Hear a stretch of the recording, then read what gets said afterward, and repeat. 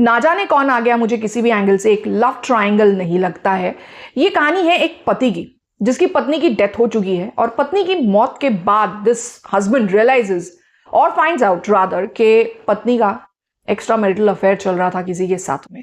ये पति जो है किन भावों से भर जाता है, गुस्सा, एंगर, पजेसिवनेस एंड इवन बदला, रिवेंज, अपने पत्नी के लवर को मर्डर कर देने की इच्छाओं से वो भर जाता है। And eventually he realises step by step कि ये सारी जो फीलिंग्स उसमें आ गई है, इन सारी फीलिंग्स से ज़्यादा इम्पोर्टेंट जो है वो उसका प्यार है जो उसने किया था अपनी पत्नी से।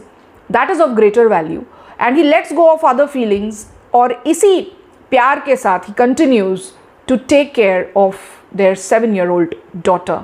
तो ये इस तरह से एक पति की भावनाओं की कहानी है, उसके ट्रांजिशन की कहानी है, किस तरह से वो इन नफ़रत वाली भावनाओं से भर के, उभर के, निकल के अपनी पत्नी के लिए रिस्पेक्ट और प्यार से ही भरा रहता है डिस्पाइट वॉट एवर हैपेंड, जो गलतियाँ पत्नी ने करी।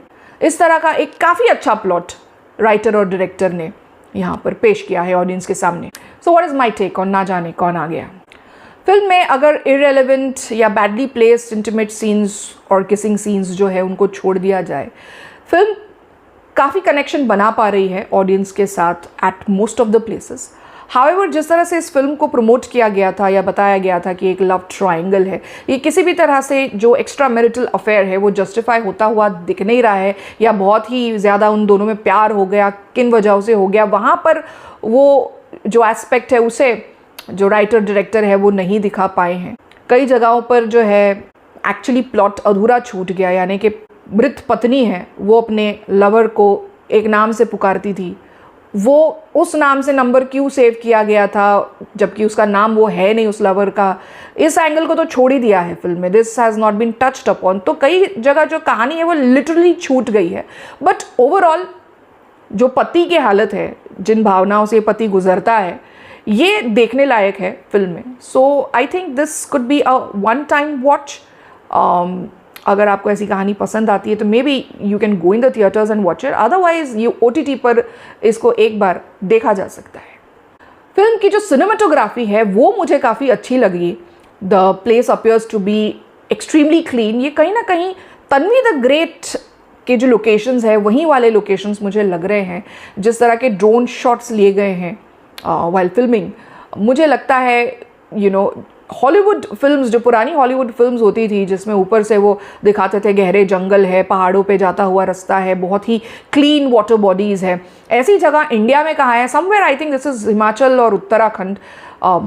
तन्वी द ग्रेट वाले ही लोकेशंस मुझे कहीं ना कहीं उसी से रिजेम्बलेंस लग रहा है। तो the cinematography, picturisation is very good, बहुत ज़्यादा अट्रैक्टिव लग रहा है। The film looks beautiful. पति का नाम कौशल दिखाया गया है फिल्म में। This character has been played by Jatin Sharma. He is the lead actor of the film और उन्होंने काफ़ी अच्छा पोर्ट्रे किया है सारे इमोशंस को, अच्छा काम किया है जतिन शर्मा जी ने। जो वाइफ है टीना, कैरेक्टर का नाम टीना है, ये कैरेक्टर जो है वो मधुरिमा रॉय ने प्ले किया है। And Madhurima also has done justice to her role, because उनके ऊपर गुस्सा भी आता है कि why she is behaving like this, confused सी भी लगती है। एंड ये भी पता चलता है there is no reason that she could cross that line. So she has also, अगर ऐसी भावनाएं हमें इस कैरेक्टर के प्रति आ रही है, that means she has done justice to the role. Pranay Pachauri playing the lover of Tina. इन्होंने, ठीक है, इनका काम काफ़ी जगहों पर, मतलब ये जो इनका कैरेक्टर लिखा गया है वो मुझे जेल होता हुआ दिख नहीं रहा है। Under what circumstances they went to the extent of crossing that line, ये समझ में नहीं आया। फिल्म में कहीं भी जस्टिफाई होता हुआ नहीं दिख रहा है।